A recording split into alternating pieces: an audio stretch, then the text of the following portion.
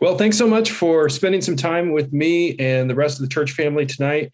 I know that you guys have experienced just an amazing roller coaster ride over the last year, particularly the last 6 months.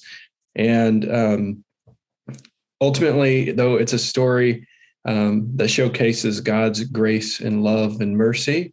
And so I thought maybe just to help people who haven't met you before know you, why don't you just tell us maybe a little bit about the two of you?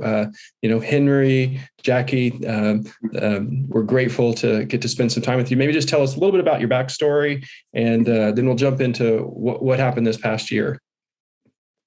Yeah, I can go. Yeah. So we're been married a little over a year. So we're a blended family. We have 3 kids, a 9-year-old boy, Jonah, a 5-year-old girl, Emma, and a 4-year-old girl, Ava. And so we're plenty busy with them. We've been going to Resurrection Church, or myself, I've been going with Jaci for a little over a year, and she'd been going prior to that. But we've really been happy with the feel of the church and the people, and really was drawn in quite quickly to feel like it was a great feel or match for us as a family. Yeah. You want to add anything? Oh, good job. Yeah. I didn't quite realize that you've only been married for like just a little over a year. So what a crazy first year. Oh my gosh, like that is crazy. A crazy first year. Yeah. Yeah. We were married August 8th, 2020. So yeah. Well, congrats. That's awesome. Yeah. So maybe kind of tell us, why has this past year been so crazy? Tell us kind of what happened, and we'll kind of go through the progression of it, right? Yeah. Yeah. So there's a certain point. Well, I'll definitely have to hand off to Jaci because she has better recollection. But as most people, the pandemic, we made it through for quite a while, kind of untouched. But when August of last year came around, we finally had COVID in our home. So we made it quite a long time before it made it into our home. And we had made a decision not to get vaccinated until FDA approval. That finally happened, and we were right on the cusp of going to get vaccinated. Like 2 days. Two days away. And then son came home. He started having symptoms, and then it just each person in the family slowly started having symptoms, and we kind of went through what we thought was typical COVID, for at least the first week, and everybody else in the family eventually started improving, and I didn't. I went to the emergency room once, and they took x-rays and said, yep, you have pneumonia, you have COVID pneumonia. You're probably about to turn around and go home. And a few more days went by. I was at home late at night, woke up at like 2 a.m. and just had the feeling something's very, very wrong. And told Jaci, I'm going to sleep for just a couple more hours, and then we need to go to the hospital because it's bad. I can feel it's bad. Yeah. I mean, COVID, so it's such a strange, sickness, because some people, they're asymptomatic, they get it, they don't even know they have it. Some people, they get it and it's kind of like, the cold or the flu or something like that. And then some people, they get it and it just hits them, and it's, life-threatening, can even cause death. I mean, you're a young, healthy man. Mm-hmm. It must have been pretty shocking that when it hit you, it got so bad so quickly. Yeah. What was strange about it too is that Henry seemed to get better, and like certain things would get better on a daily basis, and other things would get worse. And so it was like constantly fluctuating. And so it was quite a shock that when we took him to the emergency room for the second time, that he was admitted within 15 minutes. Wow. Yeah. Mm-hmm. Yeah, okay. So you're at the emergency room, they admit you. Mm-hmm. What happens next? So my oxygen saturation was down into the 80s, which is pretty bad. Actually, I think it was 79%. Yeah. And so they whisked me away back into the emergency room, and that's the last that she saw of me for 10 days? Mm-hmm. Yeah. 10 days. Wow. Yeah. That's crazy. I did not know that. That must have just been like, how were you able to communicate by phone or something? Like, what were you like? Yeah, we were able to text, fortunately, and have phone calls. But I remember that right after they took Henry away, I heard like a code green being called. And I remember looking at the emergency room nurse and just having like this feeling like this is about my husband. And I looked at her, and she knew that she could tell that I knew that it was about him. Mind you, I don't have a medical background or anything. And she was like, don't worry. That just means that they're bringing him oxygen. So, and then she's like, I want you to go hang out in these chairs out in the waiting room for a few minutes. And so she came back out and she said, now I want you to expect that he's going to be admitted likely for at least a few days. And so I felt like, the first time we took him in, he was in for 4 hours, right? So then to have this thought like, okay, we're going to bring him to the emergency room. He'll probably be there for several hours, maybe overnight once, but then to have the nurse come out and specifically call me out to tell me Henry's going to be in there for at least a few days, I was looking back now, I was very grateful that she at least like gave me some sort of expectation to not think he was coming home right away. And I guess looking back, I should have thought like, oh, this is more serious than it was, because I definitely feel like we didn't realize the severity of Henry's condition being as critical as it was. Mm-hmm. Right. So, okay. So you're in the hospital, you're there for 10 days. I mean, obviously I know you were there longer than 10 days, but what was happening in that first couple of weeks? So a lot of it's kind of spotty. I don't have a cohesive flow of memory from it, but I'd remember, nurses here and there, very, very kind nurses, very, very kind medical staff. We were at St. Pete's, which is close to our home. Because I forgot to mention, we live down in Olympia. So there,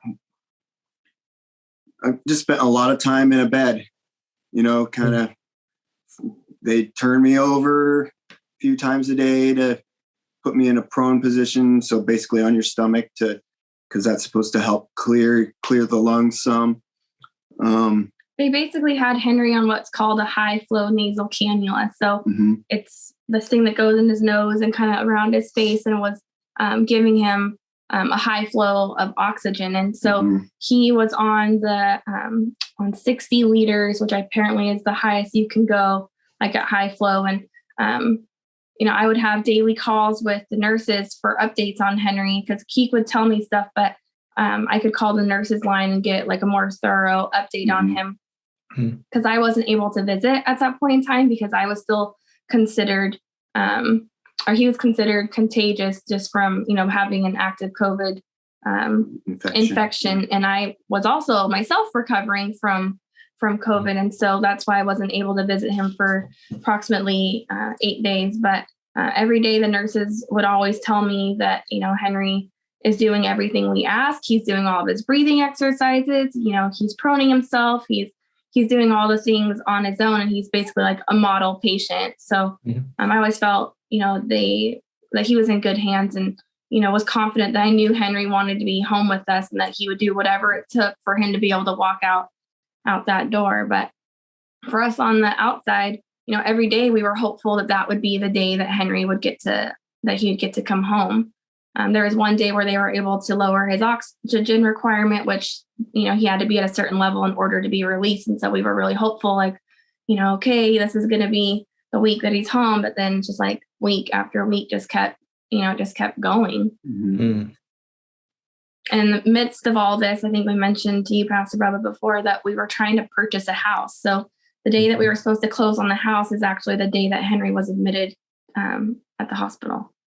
Yeah. So there was a lot going on. Yeah, we had a lot of balls in the air. So you're in the hospital. Obviously, you're in there much longer than you anticipated, and you're hoping that any day he's going to be home, and things go from looking possibly hopeful to not. So tell us about kind of that experience and what happened, because my understanding is there were some big ups and downs and some different things happening. And so what tell us more, like what happened? Yeah. So eventually, the doctors said we tried some experimental or like stuff that had the monoclonal antibody. No, what's it called? The Actemra. Yeah. So stuff that was kind of interim approval from the FDA, like, okay, this might be the thing that helps you turn the corner, and it didn't.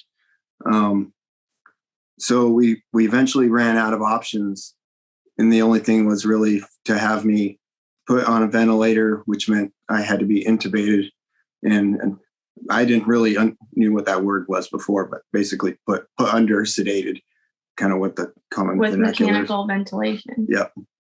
And that was it was a tough choice because the lights are going out kind of deal. It's one thing it can make you feel very vulnerable. Like, okay, am I going to wake up from this kind of deal? Because at that point it's really bad. And we've been avoiding it for Henry made it 11 days in the ICU before being ventilated, which was in their eyes, very rare. So, every day we were hopeful that his oxygen requirement would become less, but it turns out every day his lungs were getting worse. So they take x-rays every day. It was just getting more white and more white, more white. So pretty much you can't even see any darkness in his lungs for his lung capacity. So, wow. And so, he would always tell me on our daily calls, like, they're talking to me about being ventilated again. They want to know if they have my consent, and so that's kind of where coming back to, like, we didn't really realize how severely ill he was until it literally became the last resort where he couldn't barely breathe or talk and was starting to have really bad anxiety to the point feeling like, he was having anxiety attacks because he couldn't breathe. So we really tried to put it off as long as possible. And the day before that he was actually intubated, we had a pretty serious conversation where Henry gave me the passwords to everything that I hadn't had, in our entire length of our relationship.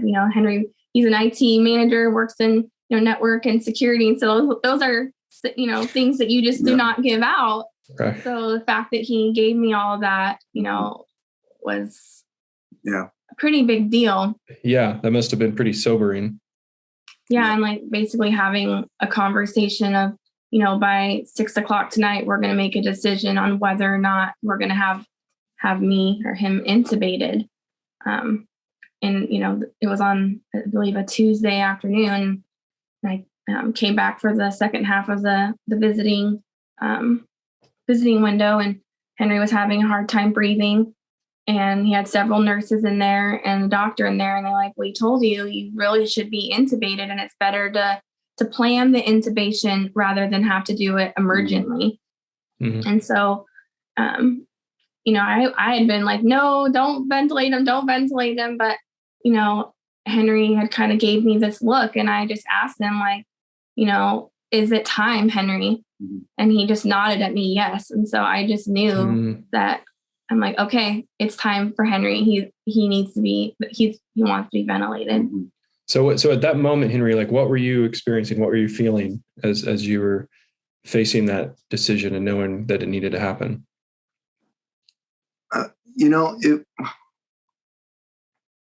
I would say almost like an amazing amount of calm. we hadn't really mentioned this up until this point, but I definitely felt the hand of God. A few days before I was intubated, I could really still talk. I knew this was a significant time in my life, so I'd take videos of my room and pictures of my room. It's like, okay, this is something that I'm going to remember or feel like I needed to remember down the road. And at one point in that, I felt moved to effectively what I would call bear my testimony. This is, God intends me to fight. That God made this body to fight. God made this body to conquer, to love, to have children. And I think Jackie shared that video with you, but I just felt very moved. And because you can't go through, it's very hard to go through that kind of experience and not, ponder your place with God. Right. And I at that particular moment, I felt calm about it. I mean, you still have some nervousness, but I didn't feel like I'm going to die. I felt relatively calm about it. And I credit that to knowing that God has a plan for me. Yeah. So you're experiencing the peace of God as you're Absolutely making this really critical decision that literally affects your life is in the balance. It affects your life and what's going to happen. And yeah. So at that point, Jackie, what are you feeling as you're kind of going into that? Oh man, that was probably one of the hardest, if not the hardest day of my life. I was completely alone in there with Henry. Like, further, as you know, Pastor Bubba, my mom was able to visit and be with me in really hard moments. They would allow her to come back because there was a policy that there's only 2 visitors allowed per patient. So at that night, after telling them, it's time, I had previously asked the doctor who had been on that week if and when the time would come that Henry would be intubated, if I would be allowed to be in the room with him while they gave him the sedation medication that they give to patients normally, like just to help them calm, like before the procedure. And he had said yes. And the reason why I had asked for permission is because that's not something that they typically do. And especially with having the limited visitation windows, that's 10 to noon in the morning and 4 to 6 in the afternoon. So you never really know when things like this could happen. Like maybe I wouldn't have been there, right? But fortunately, by God's grace, I happened to be there during the time that it was time for Henry to be intubated. And so I was in the room with him while they gave him the medication, because if it were me, I wouldn't want to be by myself with people I don't know. Like, I would want someone there to hold my hand. And so that's what I told myself I was going to do for Henry. Well, little did I know that it's a really quick thing. So once they give him the medication, we're talking within seconds, there's already, a doctor behind Henry's head and 6 nurses, 3 on each side of him. And, they're talking to him and they're starting to put tubes down his throat and his body is convulsing. And it's like, I ended up seeing the entire thing to the point where I had his primary nurse looked over at me and was like, Jackie, you're doing great. Just hang in there. You're doing great. Just remember to breathe. And I just remember after that, it was past 6 o'clock and the requirement is I have to leave. So now I've just witnessed this in like horrific event and feeling so alone. Yet, the nurses did what they could to try to console me, but like I could barely stand. I was trying to walk out of the ICU to my car and the receptionist from the ICU saw me and she was just like, Jackie, what's wrong? And I just fell to my knees and she just hugged me. And I was like, we're in the middle of a pandemic and here I am in the ICU hugging this person I don't even know, just like, sobbing. It was such a traumatic thing to witness. And now knowing that he's by himself and not knowing if he's going to wake up, like essentially, like I felt like I just had to say goodbye without even really saying goodbye. It was, and then I had to drive home on top of that. But it was a moment I'll never forget, unfortunately. Wow. Thank you for sharing that. It just sounds like a terrible moment, but wow. Yeah.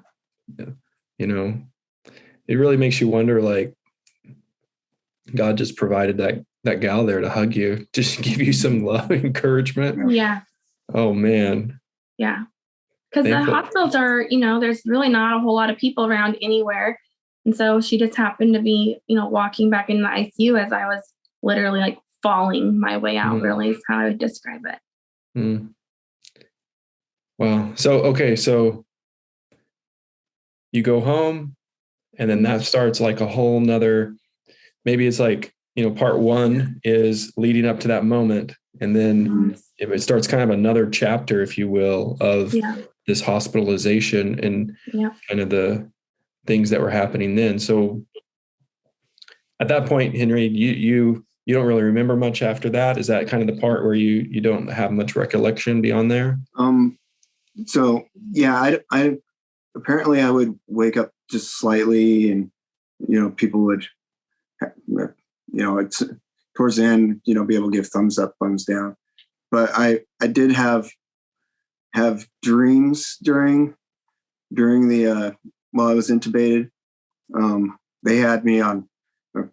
Apparently, I required quite high levels of medications, and so some of the dreams that I had were very, very realistic. Some of them not so great. I'll just leave it at that. But so you remember what you were dreaming?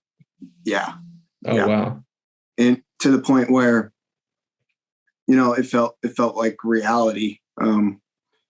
Probably the hardest part was part of my dreams was that we had 2 more kids, that we had twins.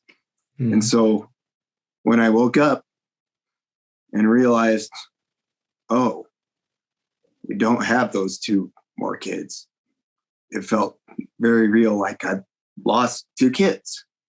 No. And so that was probably the hardest part of being intubated for me. Wow. It felt so real. Yeah. So how long was that from the beginning? How long of a duration was it in total? 47 days total that I was intubated. Yeah. So the dates 47. So he went into the hospital September 3rd and he was intubated on September 14th. So part of what Henry remembers, he was able to kind of talk a little bit and like give thumbs up or thumbs down for like the first 2 days. And then like he said that he required a lot of sedation, actually 3 times the normal amount of most patients in his condition. I'm stubborn. So he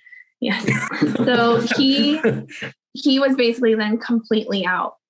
So, and he didn't have his tracheostomy until October 15th, which is where they moved the tube from the mouth to the throat. Mm-hmm. Yeah, I have the scar from it healing up. But. Okay, so during that 47 days, what's taking place during that time? Because I know there's some really low moments that happen, and it's I had multiple conversations with you, Jackie, and and I feel like I only got like a tiny sliver of what you were experiencing, and yet I know that you are an incredibly strong woman, a very faithful woman, and you were persevering in ways that were so inspiring to me. I was just like, man, gosh. And so tell us about that. Well, thank you for that. Sometimes you don't really know how strong you are until you're, faced with being in that situation. But I'll definitely say this whole situation that we went through was definitely helped me strengthen and build my faith. That's something that I've struggled with, for being, honest. And I definitely had to put all my faith in God on this one. I mean, I was dealing with so many different things going on during that time. Our son was starting fourth grade. Our 5-year-old was starting kindergarten, so it's her first year in school. The littlest one is now doing her last year at daycare all by herself, when she's used to being with her sister 24/7. We were still trying to buy the new house. I was trying to figure out, whether or not we're going to move into the new house, because that's, Henry's health quickly declined. So dealing with all of that on one hand, being mom and wife on the outside, basically, if you will, from the hospital, being as opposed to being wife to Henry in the hospital, where, I'd go there every day, 7 days a week, twice a day, for the 2-hour blocks to be with Henry, to help the nurses out. They were very gracious in teaching me things that I could do that would be beneficial to Henry. They were busy. They were sometimes loaded with 2 to 3 patients a day in the ICU, on the 12-hour shifts. And so anything that I could do, take off their plate to help with Henry, I was more than willing. That would include, brushing his teeth, or doing his hair, doing his range of motion exercises on his arms, on his legs, and massaging them, putting lotion on them, literally anything and everything that I could do to help Henry or give him the upper hand in his, situation, I would try to do.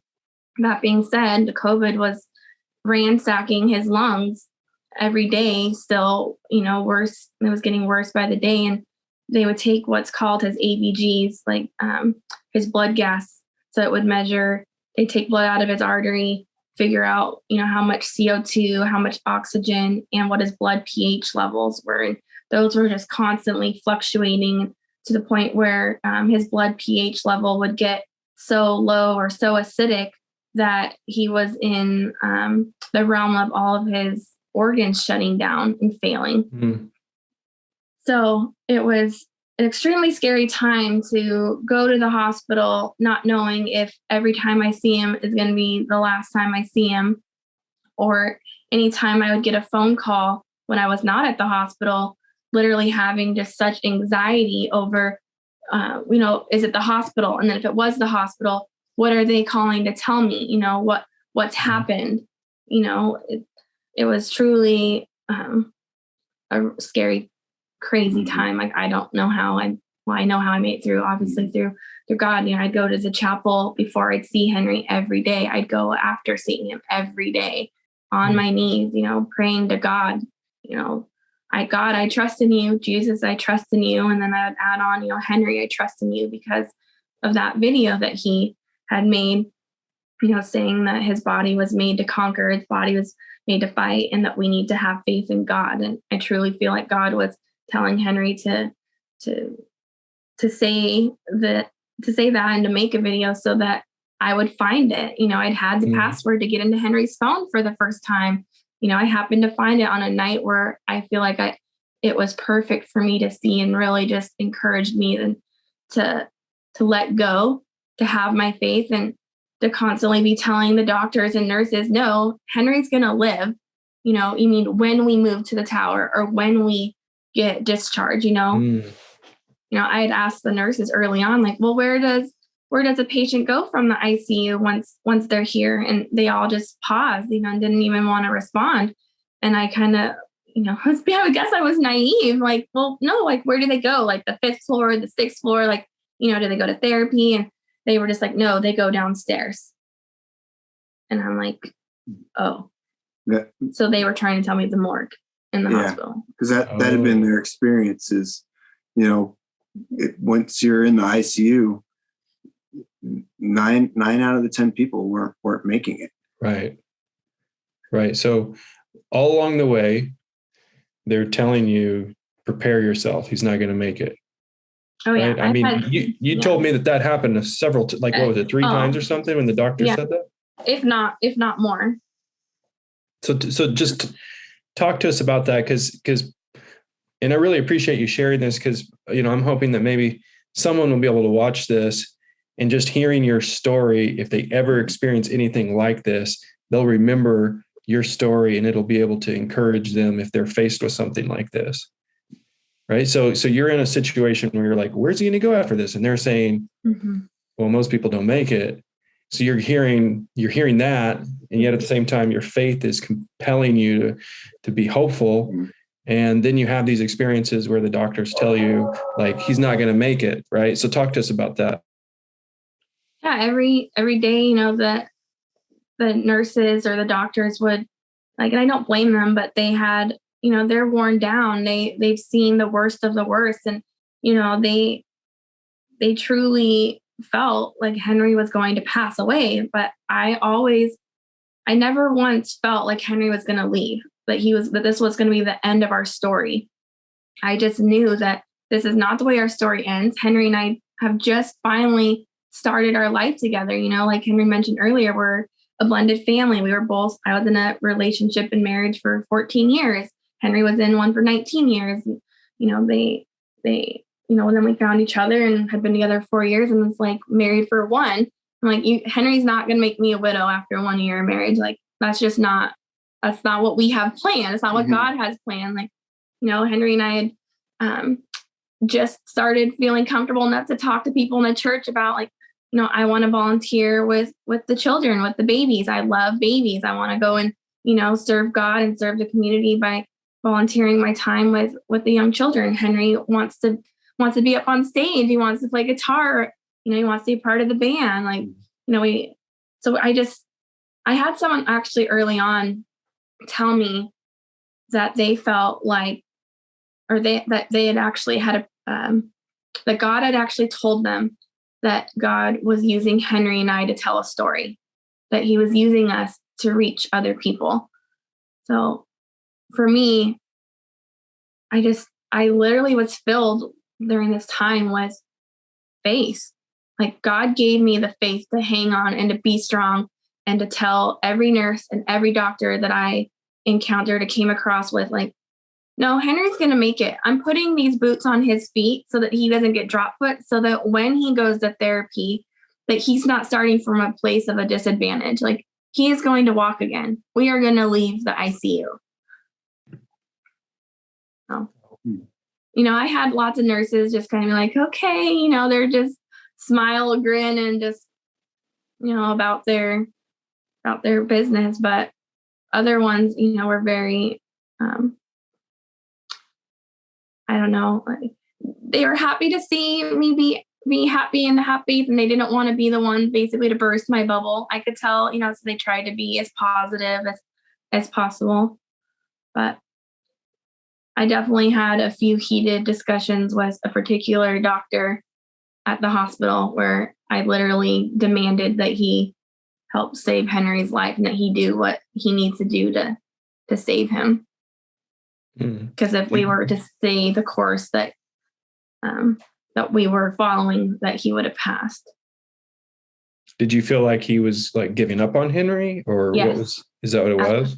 Yes. And you were basically like, no. You got to fight. Yep. Yep.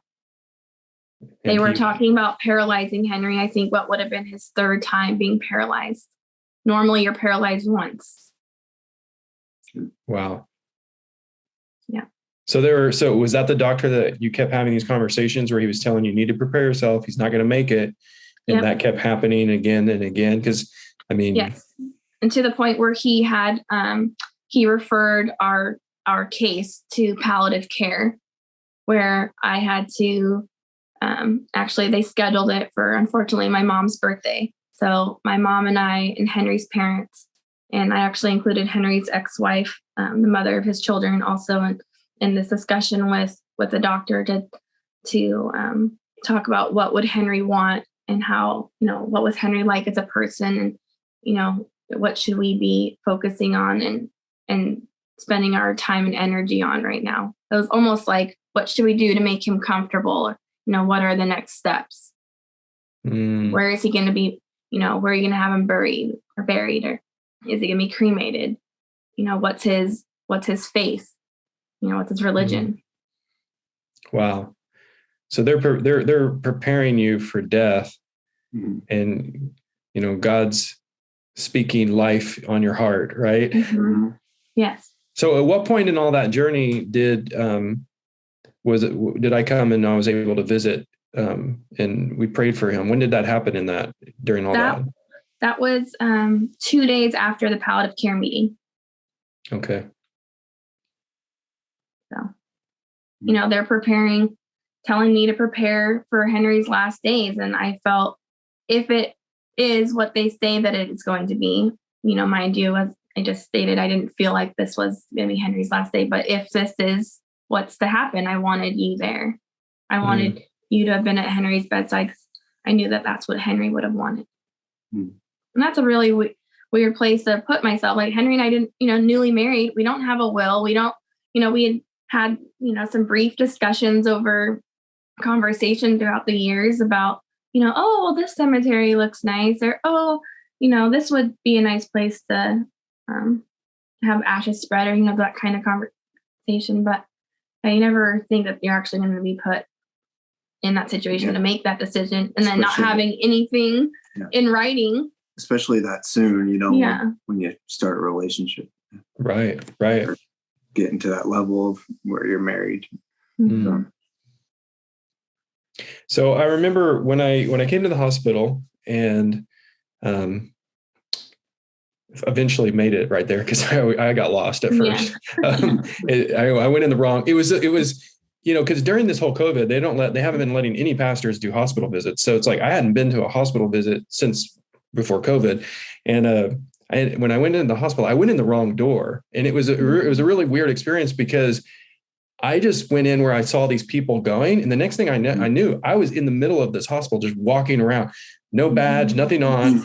And not one person stopped me and said, "Who are you and why are you in here?" It was really a bizarre experience in the sense that, the hallways were like lined with beds and people are out in the hallways. And it was just, there was a lot going on. And then eventually I think, Jackie, you called me or something. Somehow I figured out, okay, I'm in the wrong place. And once I made it in the room and there, my impressions kind of walking into that situation was, Jackie, you and your mom were there. And it was just this situation where it was like, though they may not let Henry have the people who love him by his bedside, he is loved well. It was kind of that situation where it's like, man, there are people who love Henry, and he is obviously not alone in that room because the Lord is with him, but he also has a community supporting him and surrounding him. And it was just really clear, like you had built a lot of relationships with the nurses in the area. And it was just very clear that during your time there, you had become a part of the community there, and I remember we read scripture and we prayed, and it was just this, I don't know what your experience was, Jack. I'd be curious to hear your experience, because for me, I just sensed like the presence of the Lord was with us. And it was just like a time of just worship and praying and asking God for a miracle. I mean, that's what we did. I mean, what was that like for you Well, I felt truly blessed by God that I had forged the relationships as you were describing with the nurse supervisor and with the other fellow nurses and doctors, that I was fortunate to have them allow you to come and be at Henry's bedside. As I stated earlier, there's policy that only 2 people can visit. Well, I had obviously been there, and the other person was Henry's dad. So the fact that they allowed me to have you in, I felt truly blessed, and it was almost too easy to get you in a way. I was very grateful for that. Yeah.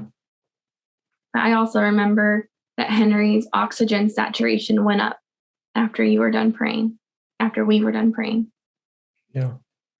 And I think I told you about a vision that I had seen of also, I guess, how I had faith and I knew that Henry was going to make it out okay, that I had a vision from God that Henry was going to be walking down the aisle at church to you after being released from the hospital and being able to give you a hug and being able to tell you, and you guys tell each other, like, I love you, man. It's good to see you. And as we all know, that happened. Mm-hmm. Yeah. It's beautiful. What a gift that God gave you, that vision, though, to give you strength and endurance in a very dark time. You know, I remember right after that, because, at that point, based on what you were telling us that, they were saying, prepare for the worst. I mean, all of our pastors were praying for you. Our staff was praying for you guys all the time. We had a text thread going. We were constantly like messaging each other anytime anyone would touch base with you, Jackie, and just kind of share with the whole team what was going on. And people throughout the church were praying. And so there was definitely a community of people praying. Obviously, God's the one who does the miracles and the healing, right? We pray and he works, and we trust him no matter what he does. And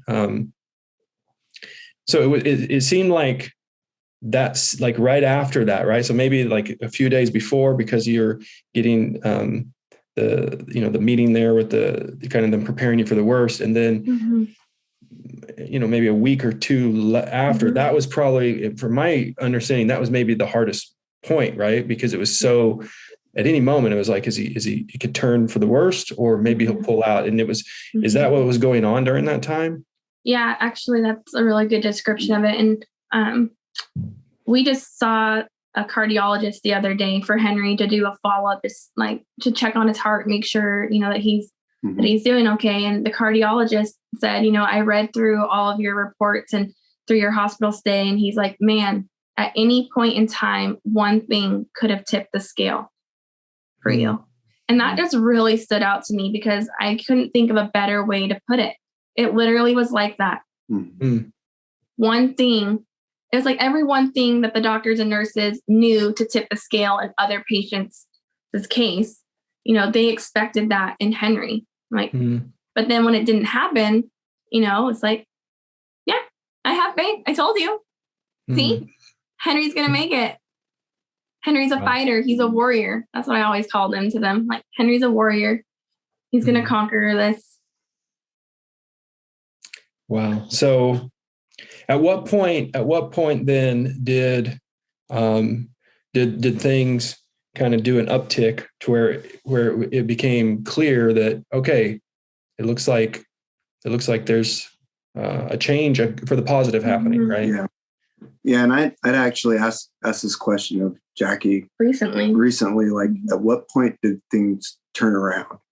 And we kind of went through, she kept copious notes, and in fact, I'm looking at a notebook right now. It says COVID sucks. And there's, like 2 or 3 notebooks full of just notes. And we came down to, about my birthday. I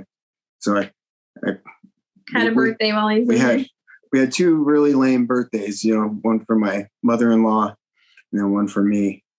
And, so my birthday's October 10th. So everybody remember. And that's about when it seemed to turn around. Which was about 2 weeks after you were there. And actually, though, around Henry's birthday, one of the nurses let me sneak into his bed to lay with him in case it would be my last time. That was another really hard day to celebrate Henry's birthday without him, the kids wanting to have cake and to sing to their dad. But everything in the ICU is a numbers game.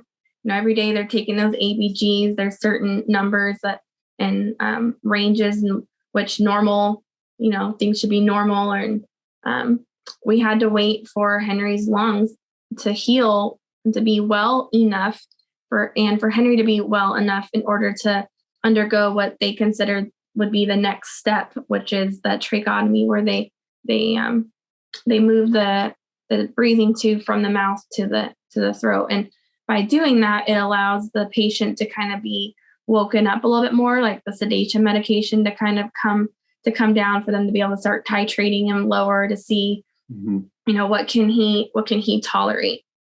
Mm. Yeah. So there's he makes a turn. He's starting, his body is starting to respond well in the sense that there's progress being made, right? I mean, he's still like very near death. I mean, his life is in the, like literally at any moment it's like his life is in the hands of the Lord, right? Yeah. And yet then there's a turn and he starts to get a little bit better. At what point Henry, were you able to wake up, and tell us about that, kind of like as you were starting to come to again? It was about 2 weeks after the tracheostomy. Yeah. So, I didn't really, there was times apparently I was lucid, but I didn't really remember it. While I was still in the ICU, where things kind of turned on was when they moved me from the ICU up to the 11th floor for recovery. I think that changing of scenery was enough to jar my senses into, oh, hey, pay attention.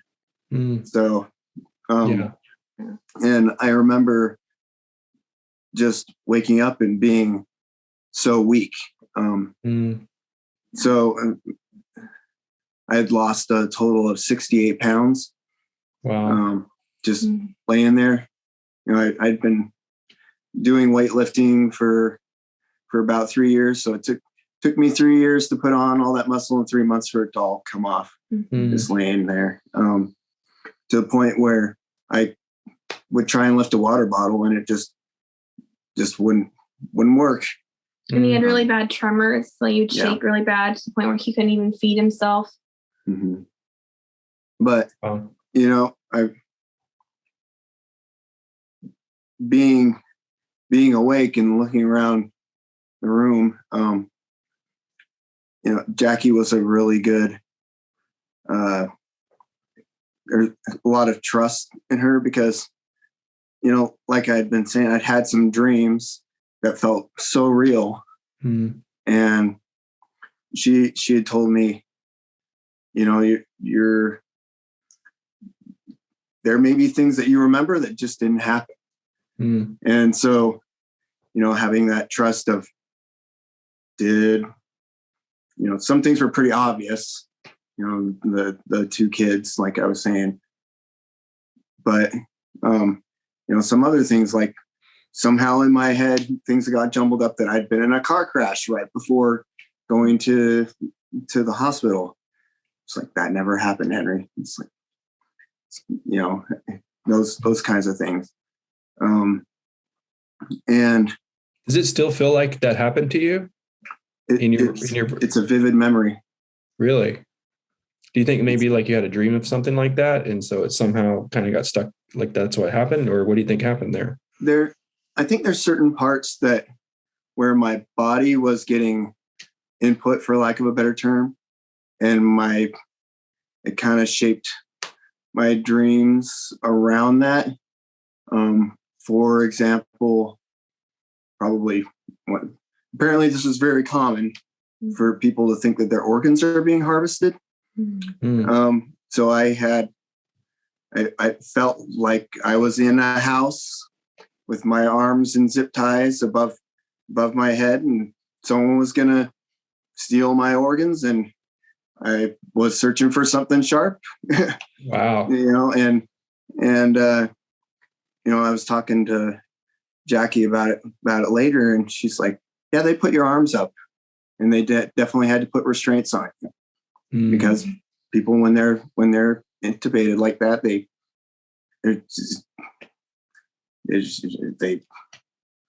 you're not always aware of what you're doing. Yeah. And you could hurt yourself or hurt someone else.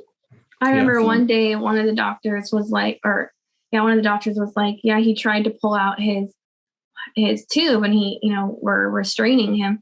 And prior to that conversation, a nurse had actually already told me about it. And she's like, I was really surprised that he has that much muscle strength. And, after that much time in a bed, to even be able to lift his arm up that high to even try to take it out. And that same doctor, who I'd had the struggles with, where I mentioned that to him, and he just kind of like shrugged it off. And I'm like, no, see, Henry is strong. It's not working for him right now. Yeah. Like he doesn't want it in there. He's ready to be done with this.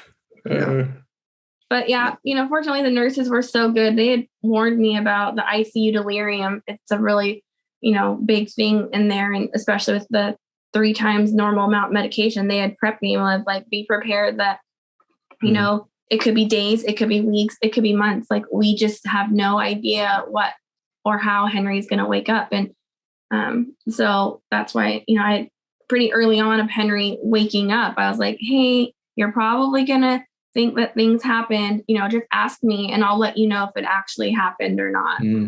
So I think that was probably really helpful for you. Yeah, it was, just to kind of ground me back in reality. And luckily it didn't really go on that long.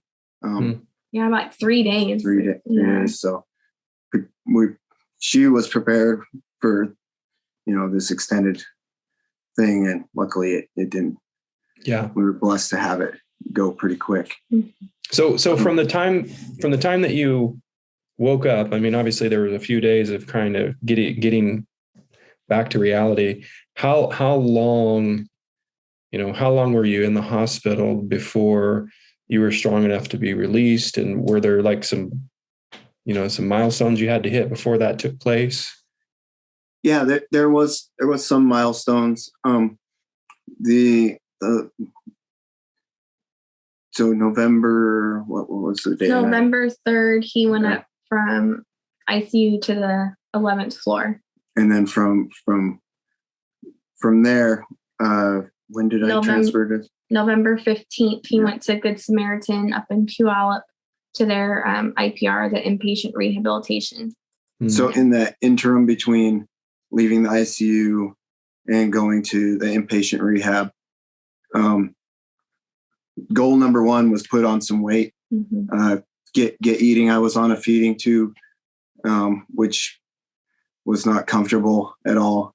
And they wanted me to eat, but I had this thing in my stomach that was irritating it. So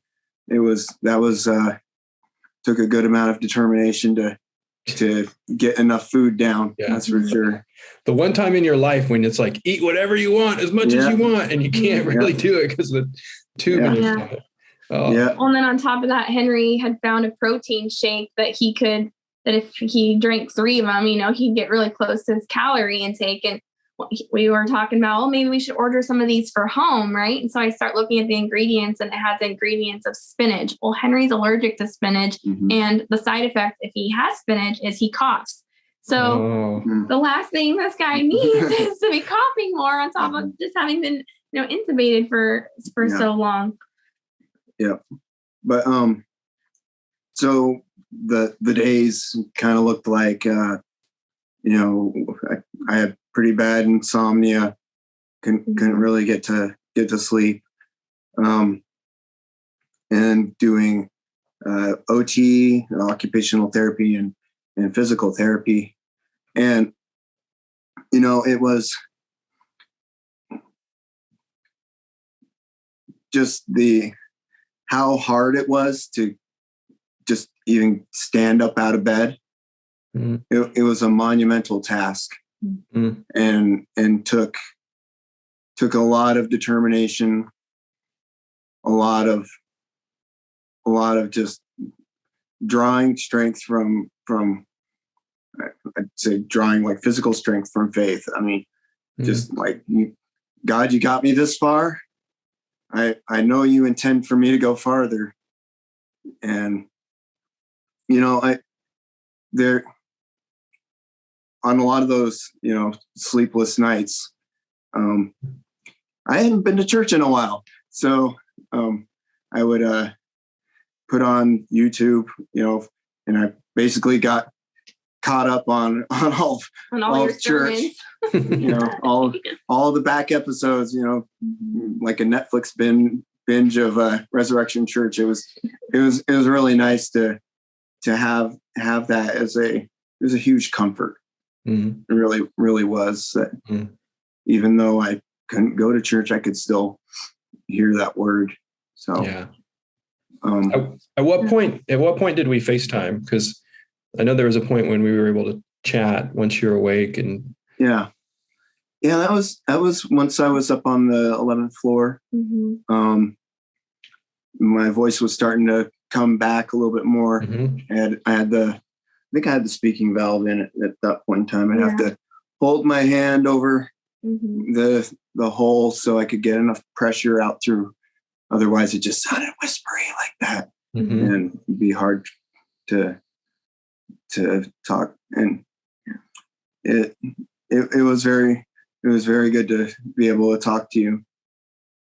It brought a lot of comfort. Well, it was amazing for me to just see you up and talking, and man, it was like night and day. It was like this. It was just amazing to see. That made me so happy. I was like texting the team, like, I just talked to Henry. He's talking. It's awesome. It was awesome. It was a highlight for sure. So as you get out of the hospital and you're moving into your new place, right? Because the family's moved since, right? Since what was that kind of transitioning back into being at home? What was that like for you guys? Scary at first. Tell about the drive home from the hospital. Yeah. So as we were leaving the hospital, one of the things that I needed is I still had a need for supplemental oxygen. And as we were preparing to leave the hospital, they brought in this portable oxygen concentrator. Portable oxygen concentrator. But I would call it almost like the jalopy of portable oxygen concentrators. And it was big, it was bulky, and it had to fit in the back seat of the car when we got it into the car. And we'd been told this thing will last you like 2 hours. So we get driving down the road. Mind you, it's the first time that we've been without medical staff. To be able to call on or push the button and have somebody there to answer any question or do anything that we need, right? Yeah. So we're almost home. We're down near DuPont, and traffic comes to a stop, and we start hearing this beep from the back seat, and like, well, that's weird. What's the beep? And it's in the back seat, and I can't exactly turn around and look, and then starts beeping faster. Okay, and what's going on? And then the oxygen concentrator shuts off. So literally 14 minutes from home, in the middle of traffic. So you're like without oxygen at that point. Yeah. We've been out of the hospital for less than 30 minutes, and his oxygen concentrator has died. Wow. So you're freaking out, right? You're like, I'm definitely freaking out. I'm definitely like, I have kept it together this entire time, and now I'm gonna lose it. Yeah. So called 911. I'm like, Henry, I'm gonna call 911. You don't need to call 911. Yes, I do. I'm calling 911.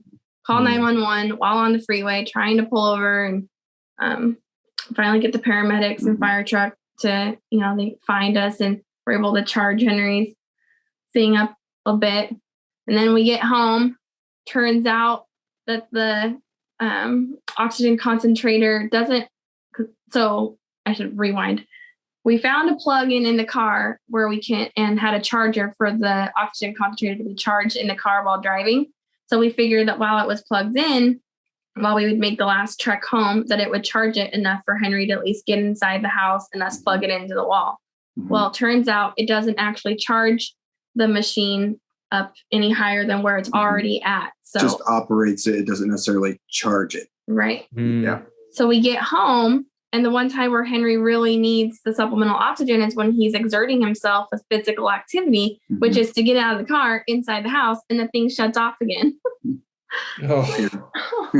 So it was a little bit of my best attempt at a sprint with a walker, and I to get into the living room and into the recliner, and so that was that, and that's not the end of the saga either. So we get the thing inside, plugged in, and turn it up to 2 liters. Mind you, at this point in time, I need at least 5 liters worth of supplemental oxygen to just sitting there, let alone to get up and do anything. And things starts beeping again. We're like, oh no. And this is the day before Thanksgiving. We should add that into this. Yep. The day before Thanksgiving. So that everywhere is going to be closed if we need a new device. So anytime we turned it up to 2, it would beep every once in a while. Well, I'm looking at the screen and notice, well, when it beeps, it's like switching off.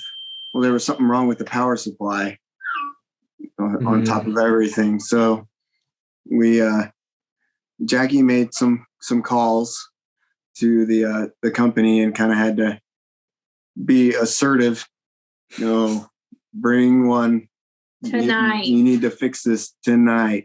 Because I wouldn't even had enough oxygen to get up and go do simple things like use the restroom, I would say though, so Henry had his last memory was our old house, and mind you, we've now crossed over into. I had finally made the decision after many, many prayers to God and about should I move into this new house or not, and I ultimately ended up choosing to move in because I knew when Henry wakes up, not if Henry wakes up, he wants to come home to this new home that we had picked out back in April and had picked all the colors and all the things, right? So I had gotten the house as ready as I could and had certain things like staged for Henry, like certain chairs at the bottom of our stairwell or on our stair landings, or having a shower chair and handles prepared for him, like basically like not baby proofing, but Henry proofing the house so that when he'd come home that it would be as easy as possible for him, just in a new environment. Yeah. And it was definitely challenging. Like, for example, just to get up the stairs and into the bed. It would take both Jackie and my mother-in-law, Andrea, helping me, and it would take 40 minutes. So you had to start thinking about 40 minutes in advance. I'm going to start going upstairs. Otherwise, I'm just going to be, wiped. It'll be, before you know it, it'll be 11 o'clock at night. And then also making sure that his portable oxygen concentrator is charged enough to get him from downstairs to upstairs during that time. So you had to pay attention to the charge level. And I think there's only one day where it was critically low. Yeah. So there's like a whole process of rehabilitation that takes place, right? The days are going by, you're getting a little bit stronger. I know that we talked, and there were multiple times where you were just kind of sharing with me how difficult it's been, and just regaining your strength. And I can only imagine, right? Being a young man, a strong man, you go from, being like lifting weights and being in great shape to now you can't even walk up the stairs by yourself, right? And you're having to, do all this stuff and slowly learning new ways of doing life. Maybe just kind of briefly tell us, like, what is that process of just kind of rehabilitating and going through that? Like, what's that been like for you? What have you learned through that? One of the biggest fears that I had was, the not being able to play with the kids the way I used to, love to go swimming with them. And, I had that lingering thought of like, yes, I'm alive. Yes, I'm, things have been getting better. I'm home now. But, what if the what ifs start creeping in? What if I can't go swimming with my kids? What if, I'm kind of always on the sideline just watching when, they're at the playground. That was hard, but it was also a real motivator to do the rehabilitation. So I had basically 3 disciplines and that I would go to and be pretty wiped by the end of them. So speech therapy, and a lot of people think speech and it's like if you're talking clearly, but they also handle cognitive therapy. So making sure that your attention's still good. Just switching between tasks. Making sure that you can still do math. And you'd be surprised, and then occupational therapy, which in a lot of cases is more just, it's not necessarily about work. It's about doing everyday tasks, like being able to cook or feed yourself or, get yourself dressed. And then physical therapy, which is a little bit the only one that's kind of apparent apparent in the name. My voice kind of breaks down sometimes, but so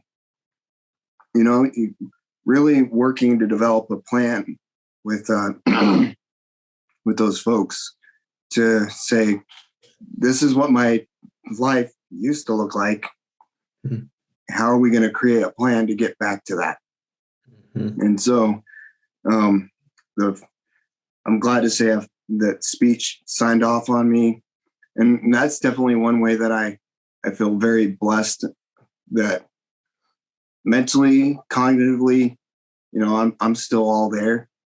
Praise God. That was of all the blessings, I'm very grateful for that. Mm-hmm. I'm very grateful for that. Because it's one thing to be able to accept physical limitations, but so much of your essence of who you feel like you are is connected to how your brain works and your ability to follow a conversation or be able to just look at, like in my job, look at diagrams and know what the heck's going on, So with the OT, we've had some very, very good therapists, and with PT, we've had good therapists. We've been so blessed that we've been steered in the right directions. Mm-hmm. Yeah.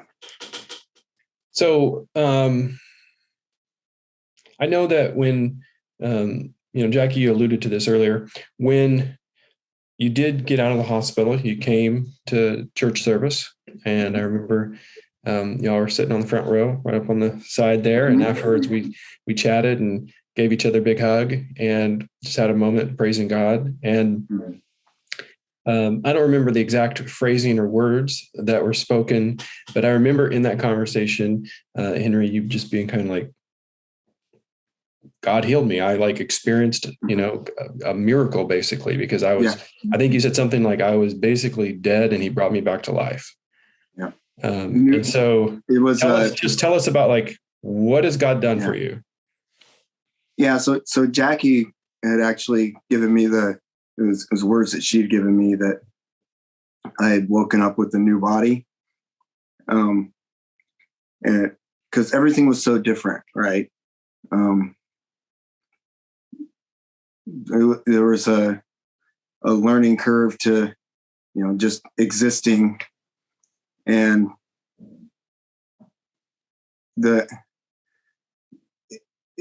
was definitely coming to terms with here's the limitations, but here's also coming to terms isn't quite the right words, but accepting, like, man, I'm getting another chance. And so at one point in my life, I had felt very alone. And when I woke up and found out what people had done for me while I was in this horrible, horrible position, I was so moved and just felt like this is what God intends for us. This charity that people have shown on all levels. The generosity. It moved me to tears just to think, like, this many people care about me. Like, that was the biggest impact out of all of it. And it still floors me, just that people be so excited just to see little old me, right? It's like we'd run into people at the grocery store, or just walking through Hawkesbury over here, and people be like, "Oh, it's Henry." It's like, I got to see Henry. And it still continues to floor me. Even how many people just care. I went to an eye appointment the other day, just like a routine eye exam. And I told the woman, she's like, well, how's life been going? What's been going on? And I started describing a little bit of our story. And she's like, your husband's Henry? And I'm like, yeah. It's just like, Henry's almost a celebrity wherever we go, because everyone's heard Henry's story, and Henry's had people praying for him, like in other countries and, across our nation, and, at work, at church, the schools. Like, it's just been truly amazing to see, like, just how many people our story has touched in one way or another, or made them more faithful, or made them more, grateful. Or, I've had people tell us that, because of your story, because of, what happened with Henry, I've chosen to get vaccinated. Not to make this a, push on get vaccinated, but just, think about the amount of people whose lives, like, Henry has potentially saved, or that he's touched. Just kind of goes back to that. I feel that God, you never know what he has in store for you. And I feel like in this instance, he is using us to, to reach others. So let me ask this question. We're gonna kind of wrap this up, but so maybe my last question would be, what words of hope or encouragement do you have for someone if someone's in a season of suffering? All right, you've just gone through a season of suffering, and what would you say to someone who's in a season like that right now? You want to go first?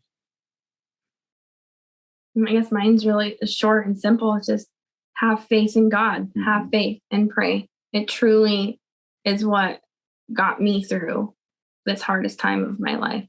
Like, I've never prayed so much or so hard in my life. Just literally, like, I'm a control freak. And so giving up control and knowing that I had no control over the situation, that, like, this is the one instance truly, like, God, Henry's life is in your hands. I have faith in you that you're going to lay your healing hands upon him, and Henry's going to come home to us, because this is not how our story ends. This is not what you intended for us. Yeah. And I definitely echo that. The word that comes to my mind is faith and perseverance in that faith. Like, when you go through these really hard times, it can be easy and tempting to say, like, is this really going to happen?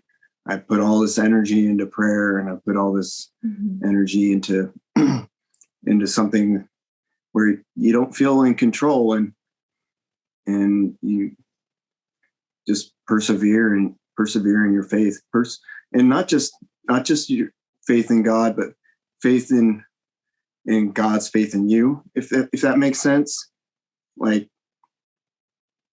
God will give you the strength to do what He intends for you.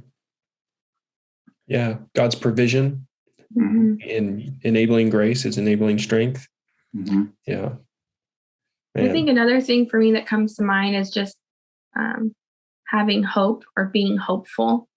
That's one of the characteristics the nurses would always say, like, "Oh, you're so hopeful." Like, yeah, I am hopeful, which is actually, I'm normally not very hopeful. So the fact that, I was very hopeful and just really relied on my faith during this this time was truly a testimony to God. God was doing this for me, for us. Well, I can tell you, indeed, God has done a great work of healing and provision, and you guys have been blessed immensely with God's love and presence and protection and healing. And you're a living testimony to God's, His abundant grace and healing power. And so I thank you for sharing your story with us and giving us, a lot of insight into the struggle and the journey. And, and we'll keep praying for you guys, because we know it's not over, right? You're still on that road of recovery, and you're going to be walking down that road for some time. But I just want to encourage you to don't waste your suffering. You can minister to other people even as you're in that road of recovery.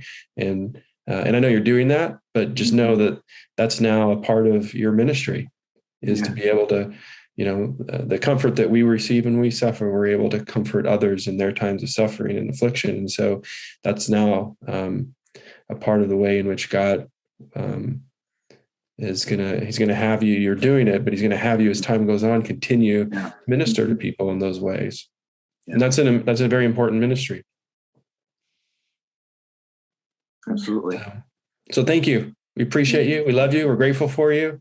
And we'll keep praying for you guys. Yeah. Well, thank you.